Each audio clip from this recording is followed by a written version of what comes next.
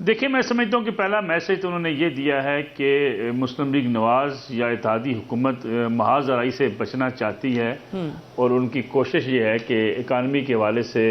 और कौमी असम्बली के इजलास के हवाले से हुकूमत और अपोजिशन के माबैन एक मुफाहमत की फ़ज़ा होनी चाहिए।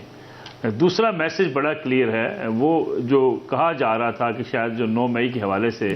एक सोच पाई जाती थी कि जो उसमें लोग मुलव्वस हैं उनके हवाले से कोई आने वाली हुकूमत कोई रूह रियायत करेगी या उनके हवाले से कोई लचक का मुजाहरा करेगी, तो मेरे ख्याल में उसमें भी उन्हें बड़ा वाज़ेह अल्फाज में कह दिया कि 9 मई के वाक़यात में जो बराह रास्त मुलव्वस लोग हैं उनके हवाले से कोई लचक नहीं होगी। क्योंकि एक बयानिया काफ़ी दिनों से ये बन रहा था कि इस्टेब्लिशमेंट तो चाहती है कि जो लोग 9 मई के वाक़यात में मुलव्वस हैं उनके खिलाफ कार्रवाई हो या उनके खिलाफ जो कार्रवाई हो चुकी है उससे बैकआउट आने वाली हुकूमत ना करे। तो मेरे ख्याल में शहबाज शरीफ साहब ने आज ये पैगाम वाज़ेह दिया है कि हुकूमत उससे पीछे तो नहीं हटेगी, अलबत्ता जो सियासी गिरफ्तारियाँ हो सकती हैं उस पर भी लचक का मुजाहरा हो सकता है और जो अपोजिशन है उसके साथ मिलकर कौमी मामलात पर बातचीत भी हो सकती है।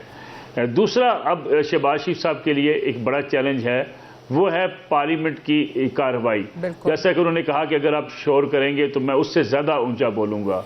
गोया ये तस्वर कर लेना कि पार्लियामेंट के अंदर मुसलसल महाजराई और झगड़ा चलता रहेगा, इससे अवॉइड करने की कोशिश तो की जाएगी लग रहा है हुकूमत की तरफ से, लेकिन इसकी बुनियाद पर शायद जो है वो काम रुकने वाली जो नौबत है, जिस तरीके से कहा गया कि हम असम्बली को नहीं चलने देंगे वो ना आए, कानून साजी नहीं होने देंगे, हुकूमती बिल्स जो हैं वो पास नहीं होने देंगे। वो सारी आपने तमाम इनके रहनुमाओं की बात सुनी होगी। देखिए, बिल रोकना मेरे ख्याल में अपोजिशन के लिए मुमकिन नहीं होगा जब तादाद जो है वो, हाँ, शोर शराबा हो सकता है। उस पर भी मुझे लगता ये है, मेरी राय है, ज़ाती राय है कि आने वाले दिनों में आपको कुछ आवाज़ें ऐसी उठती नज़र आएंगी जो ये ज़रूर कहेंगी कि हमें कौमी असम्बली के अंदर या पार्लियामान के अंदर जो है जिस किस्म का रवैया अब होता चला जा रहा है इससे अवॉइड करने की ज़रूरत है। और ऐसी आवाज़ें मेरे ख्याल में फिर अपना वज़न जो है वो उस पलड़े में डाल देंगी कि हुकूमत को और अपोजिशन को मिलकर चलना चाहिए। राना आफ्ताब साहब के पास पंजाब के अंदर आपने देखा मरीम नवाज चल कर गई, एक अच्छे रद्द-ए-अमल का मुजाहरा किया राना आफ्ताब साहब ने, और इससे ये गुमान अब होने लगा है कि शायद आस्ता आस्ता जो शोर शराबा है वो भी कम होता नजर आएगा।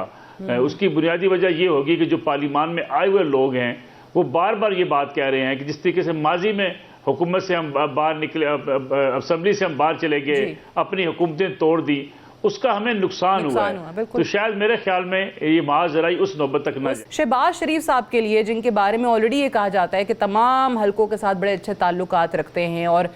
इत्तेहादियों को भी जब साथ लेने का मामला हो तभी वो एक बेहतर चॉइस कंसिडर भी किए गए, उनके लिए ये चैलेंज है कि वाकई खुद को एज प्राइम मिनिस्टर या अपनी हुकूमत को असर्ट करवाना। देखिए, हमारे एक उस्ताद थे, वो बड़ी खूबसूरत बात कहा करते थे कि फलां एक टीचर का सिफारिश पर या पर्ची पर भर्ती हो जाना इतना बड़ा जुर्म नहीं है जितना भर्ती हो के ना सीखना। आपने बिल्कुल दुरुस्त कहा, आपने बिल्कुल दुरुस्त कहा कि हमारे यहाँ सियासी हुकूमतें इस्टेब्लिशमेंट की मदद से इक़्तिदार में आती रही हैं और इससे कोई अपने आप को जो है वो बरी जुमा करार नहीं पा सकता। यही हाल इमरान खान साहब का था, अगर उन्हें उस वक्त सपोर्ट न की जाती, पूरा एक 8-10 साल की उनके पीछे एक सारी सपोर्ट ना होती तो शायद वो इस मुल्क के वज़ीर आज़म बनने तक का सफ़र तय ना कर पाते। आज की हुकूमत के ऊपर भी इल्ज़ाम है कि इस्टेब्लिशमेंट की मदद से वो इक़्तिदार में आए हैं, लेकिन सवाल ये पैदा होता है कि अगर आप इस्टेब्लिशमेंट को उसके किरदार तक वापस ले जाना चाहते हैं, आप इस्टेब्लिशमेंट को चाहते हैं कि वो सियासी मुदाखलत ख़त्म कर दे, तो फिर आपकी जो पॉलिटिकल हुकूमत होती है उसके पास रास्ता बड़ा वाज़ेह होता है। वो अच्छी गवर्नेंस करे, वो आवाम के मसाइल हल करे, वो अपने काम पर फोकस करे, वो उन तरजीहात को अपनी बुनियाद बना ले जो आप इलेक्शन मुहिम के दौरान जिसकी वो तकारीर करते रहे या नारे लगाते रहे। होता ये है कि इक़्तिदार में आने के बाद जो हमारे यहाँ एक कल्चर है कि वो समझते हैं ठीक है अब हमें इक़्तिदार मिल गया, अब हमें ना गवर्नेंस की ज़रूरत है, ना हमें अवामी मसाइल की तरफ तवज्जो देने की ज़रूरत है, ना मुल्क की इकानमी को बेहतर करने की ज़रूरत है, ना बड़े पैमाने पर रिफॉर्म्स करने की ज़रूरत है। जब इसमें सियासी हुकूमतें नाकाम होती हैं तो फिर उन्हें फिर अगेन इस्टेब्लिशमेंट की जो है सपोर्ट दरकार होती है कि नहीं हमारी हुकूमत को बचाया जाए। क्या इमरान खान साहब के रास्ते में इस्टेब्लिशमेंट उनको लेकर आई थी? इमरान खान साहब अगर कारकर्दगी का मुजाहरा करते तो क्या उनकी हुकूमत जो है उसके रास्ते में रोड़े अटकाए जाते? आज शहबाज शरीफ साहब इक़्तिदार में आए हैं। शहबाज शरीफ साहब मेहनती आदमी हैं, स्ट्रगल करने वाले आदमी हैं, लेकिन चैलेंजेस जो उनके सामने हैं, IMF के पास अगले महीने उन्हें जाना है, कतर, सऊदी अरब, कुवैत और इन ममालिक के साथ, खलीज के ममालिक के साथ उनके दरीना ताल्लुकात हैं, तुर्की के साथ उनके बहुत से ताल्लुकात हैं। जिस सरमायाकारी की वो बात करते थे इक़्तिदार में आने से पहले, आज उन्हें उस सरमायाकारी पे फोकस करना है, बिल्कुल जिन रिफॉर्म्स की बात की जाती थी उस पर उन्हें फोकस करना है।